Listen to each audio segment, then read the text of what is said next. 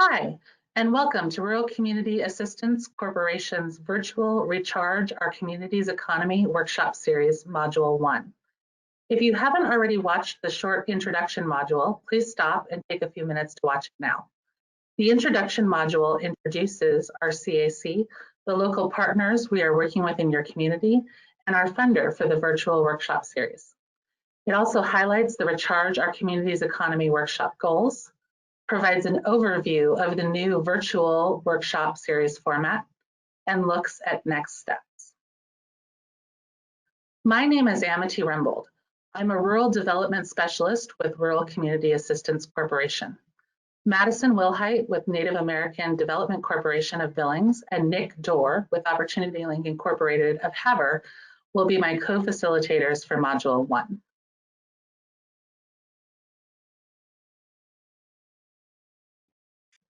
We will take just a moment at the beginning of each module to recognize our funder. The virtual ROC workshop series was developed and is being facilitated by RCAC and its local partners, thanks to generous funding from the U.S. Department of Commerce Minority Business Development Agency. This virtual ROC workshop roadmap provides a graphical representation of the concepts and tools we will discuss during the pre-recorded modules, an online interactive session. Since this is the first module, the green dot appears next to the first box in the roadmap. Throughout the virtual workshops, this green dot will move to help us keep track of where we are in the process. Each pre-recorded virtual ROC workshop module will have 1 to 3 learning objectives. The learning objective for this first module is to identify existing assets and underutilized resources in your community and the region that can be used to benefit the community and its members. The handouts for this module are included in your workbook. They are the Module 1 PowerPoint slides with space next to each slide for notes, a community scenario that will be used throughout the workshops to practice concepts and tools, a sheet with definitions of the 8 forms of community capitals, also referred to as the 8 forms of wealth or 8 forms of assets, and the WealthWorks spider exercise.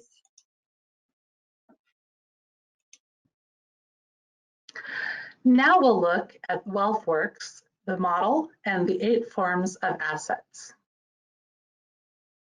WealthWorks is one of the proven programs central to the ROC workshop series. It's a 21st century approach to local and regional economic development. It identifies and connects a community's assets or resources to address a market demand or customer need in a way that builds lasting livelihoods by keeping ownership and control of the assets within the community. The overall goal of the WealthWorks program is to improve the lives of rural community members by increasing their resiliency, self-sufficiency, and sustainability while creating businesses and jobs. WealthWorks is a systems approach. A systems approach is just another way of talking about a holistic or all-inclusive model for identifying, planning, and implementing economic or business opportunities. It looks at how all of the different parts of a community and its economy are interrelated and interdependent. Like the picture of the gears on the slide, if you turn one gear, the other gears turn as well.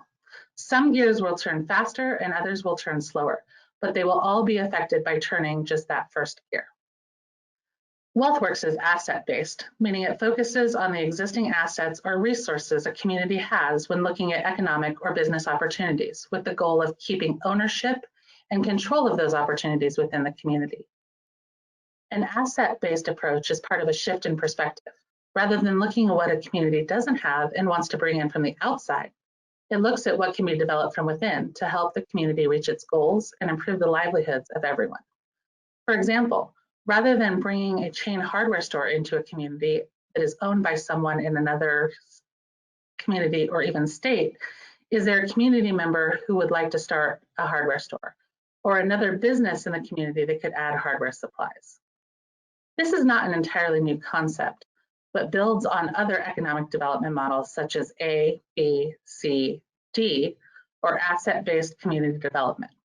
However, WealthWorks goes a bit further in that it looks at several different types of assets and ways that impact economic development has on each type of asset. The goal is to grow assets or wealth within the community. The WealthWorks model has three foundational principles. The first is to create wealth or prosperity within a community by connecting underutilized assets or resources while aspiring to do no harm. As we discussed just a moment ago, all of the different parts of a community and its economy are interrelated and interdependent, like the gears in a machine. WealthWorks strives to ensure a community is not utilizing one type of asset or resource in a way that harms others in the community. Resource extraction is a key example of how traditional economic development efforts may bring jobs and prosperity, but damage other natural assets like rivers or streams. Aspiring to do no harm is one of the ways WealthWorks is different from traditional economic development models. The second WealthWorks principle is to ensure ownership and control of underutilized assets stay within the community in order to fully benefit the people who live there. If we continue using resource extraction as an example, typically a community may benefit from the jobs created by a mining or drilling company and receive modest payments for the resources extracted. But most of the real wealth created from the resource is held by the mining or drilling company. The WealthWorks model is also rooted in the belief that a community's members know their community best and hold the answers when identifying economic opportunities that will increase resiliency, self-sustainability, and self-sufficiency. The third WealthWorks principle is inclusivity. The WealthWorks model invites everyone to the table, including those least likely to be part of traditional economic development efforts. Wealth is not just money, it's all of the assets that contribute to the well-being of a place's economy. We commonly refer to these as assets. We also refer to them as forms of capital, wealth, or resources. We use an all-encompassing definition of assets that considers not just financial assets, but all forms of capital that exist within a region.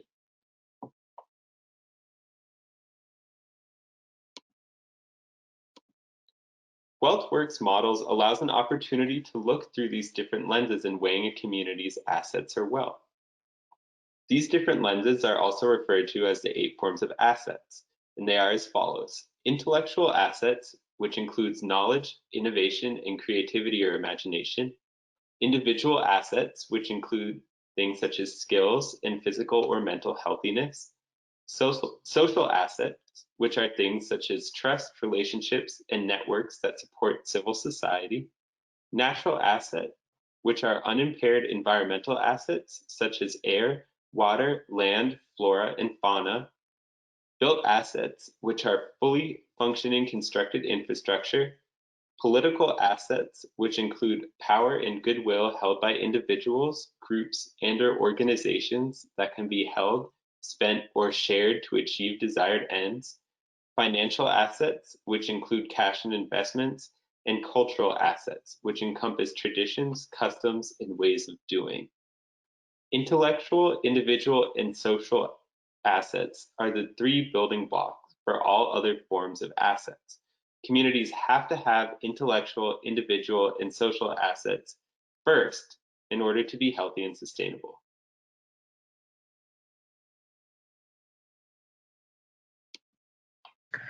As we mentioned at the beginning of this module, one of the handouts in your workbook is a community scenario that will be used throughout the workshops to practice concepts and tools.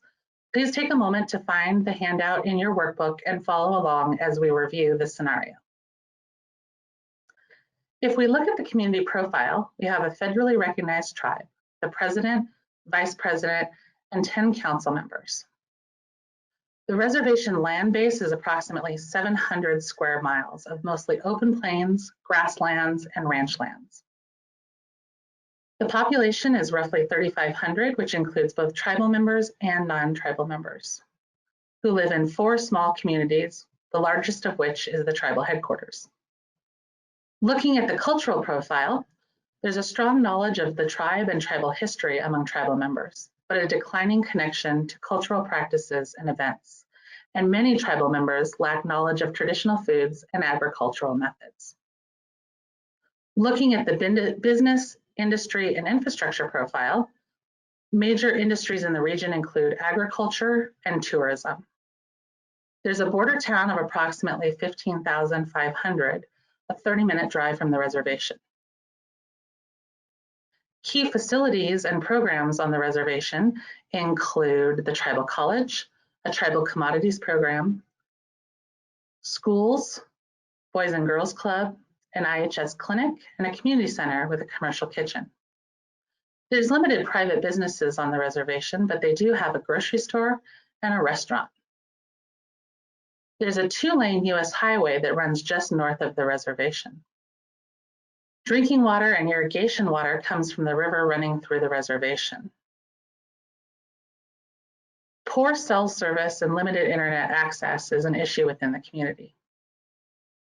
If we look at the financial profile, there are no banks or credit unions on the reservation, which means community members often use short-term payday lenders when they need extra cash and have difficulty qualifying for a loan due to the lack of collateral.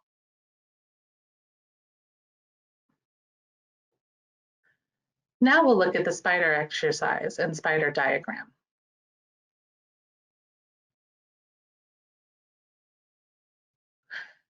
As we all know, the assets in a community and the region contribute to the well-being of the people and places within the community.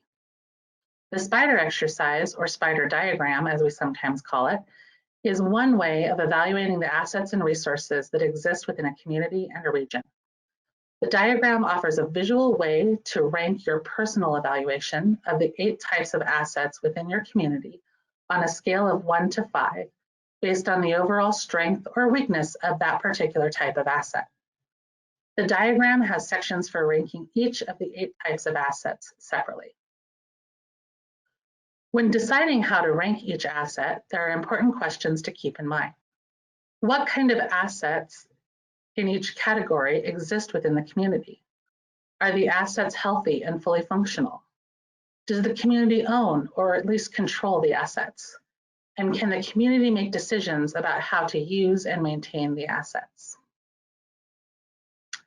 If we think back to the community scenario for an example of how to complete the spider diagram, we can look at the natural assets outlined in the scenario. For example, it's noted that there's a river running through the reservation, ample farmland, and a large land base and national park nearby. These types of assets together may lead you to rank natural assets within the community as a 4, or maybe even a 5. When thinking about the intellectual assets in the community, there's a tribal college, a state university in the nearby border town, but there's also a lack of traditional knowledge about food systems. And many young people are leaving the reservation.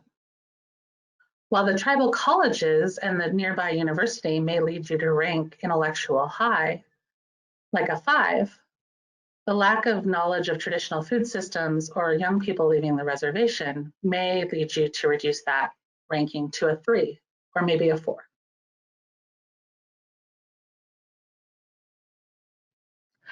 Now that you understand how the spider diagram works, please use the exercise handout in your workbook to rank the relative strength or weakness of each type of asset in your community.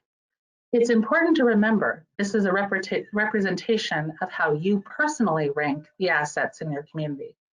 There is no right or wrong answer. This activity is meant to help you think differently about your community's assets, to help you recognize assets you may never have considered before, and to help you focus on what your community has versus what it doesn't have. It also serves as a way to see how different community members view the assets within their community and spark a conversation about underutilized assets or resources that highlight economic or business opportunities. Once you have completed the spider exercise, please take a picture of your complete diagram and post it on your community's virtual ROC Workshop Facebook group. We will discuss how the workshop participants in your community ranked each type of asset during your community's first online interactive session?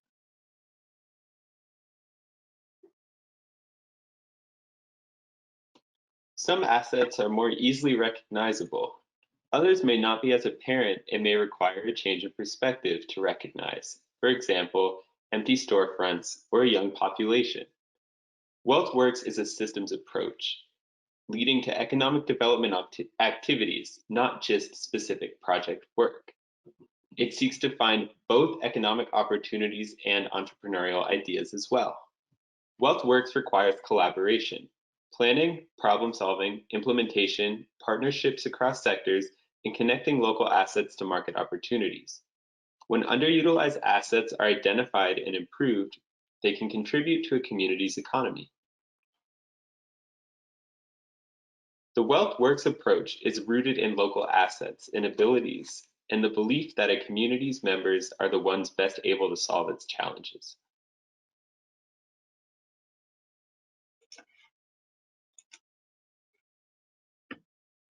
At the end of each pre-recorded Virtual Rock workshop module, we will ask you to complete activities in preparation for the online interactive sessions.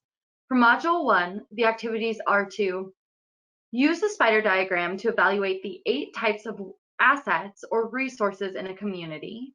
Take a photo of your completed spider diagram and post it to your community's Virtual Rock Facebook group. Begin thinking about economic or business opportunities that can make use of underutilized assets in your community while doing no harm. Please be prepared to discuss these activities during your community's first online interactive session.